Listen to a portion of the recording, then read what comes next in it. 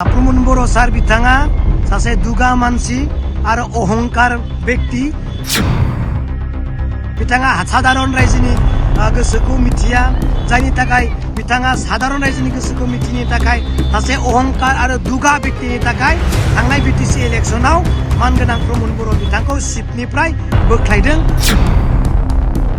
दा बिनि दुगा सिपुतला साधारन रायजोनि गोसोखौ मिथियैनि थाखायनो बिथांखौ बे एसेम्ब्लियावबो मोनसेबो देरहाहोनाय नङा आरो बिथांखौ फेजेननो थांगासिनो दङ।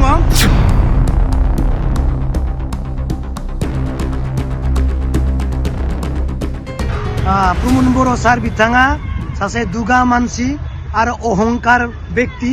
बिथाङा साधारन रायजोनि गोसोखौ मिथिया, जायनि थाखाय बिथाङा साधारन रायजोनि गोसोखौ मिथिनो थाखाय सासे अहंकार आरो दुगा व्यक्तिनि थाखाय थांनाय बिटिसि इलेक्शनाव मानगोनां प्रमद बर' बिथांखौ सिटनिफ्राय बोख्लायदों आरो बिथांनि पार्टिखौ रायजोआ देरहाहोआखै।